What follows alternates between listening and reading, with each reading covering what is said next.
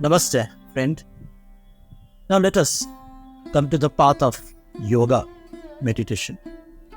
When we say yoga, it means union of Jivatman with Paramatma, as it were. When we talk of all the four yogas, Karma Yoga, Jnana Yoga, then this path can be called the path of Raja Yoga. But here, because we are putting emphasis on the paths differently, we are calling those Karma, Jnana, Bhakti, and here simply as yoga, but the path through meditation. It is with the mind which expresses good and bad, happiness, joy, pleasure, pain, and everything. In Patanjali Yoga Darshan, it is said, Yoga Chitta Vritti Nirodha.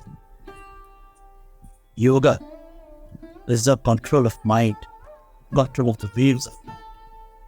Think of the mind like a lake.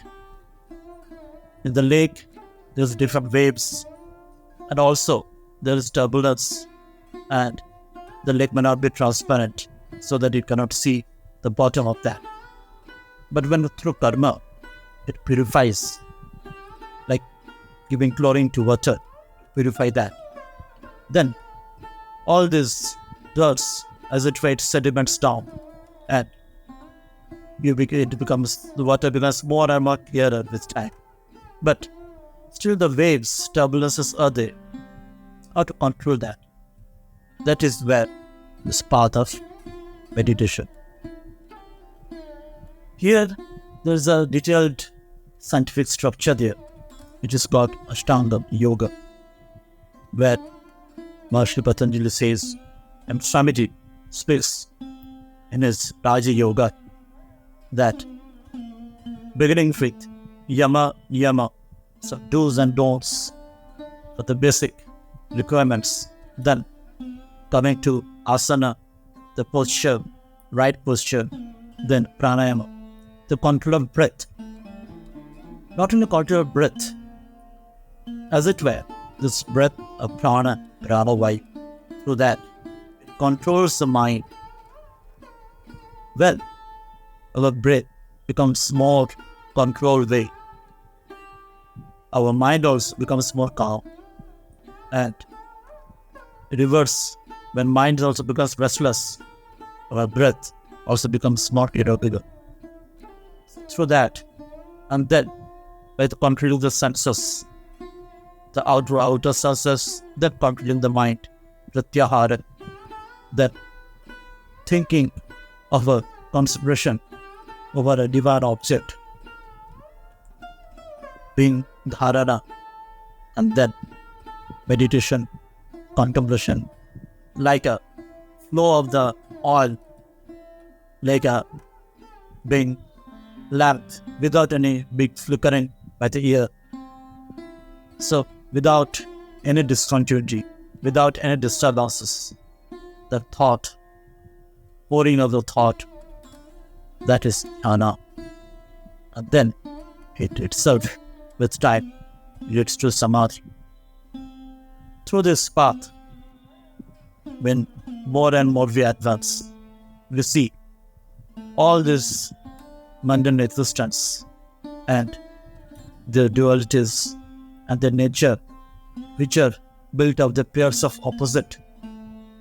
They fall apart and they fail to disturb us anymore, and we become calm and quiet and the witness of all these changes, and ultimately we get beyond this dualities, sorrows, pleasure or pain, and reach that path and the final destination of bliss, happiness, absolute. So if we see all these four paths, they are interconnected to each other. They are not independent and totally aloof from others. We need to combine in our own lives karma, action, through unselfish action, unselfless love and service.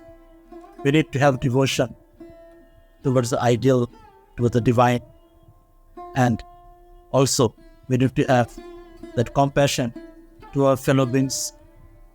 We need to see all these problems of life from a little bit detached way, as a witness, Sakshi attitude.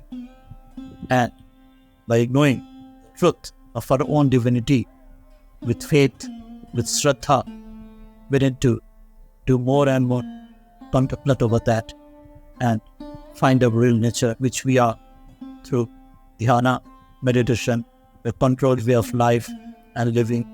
Ultimately, our outer world, our day-to-day mundane activities, it goes on, our busy life that is on.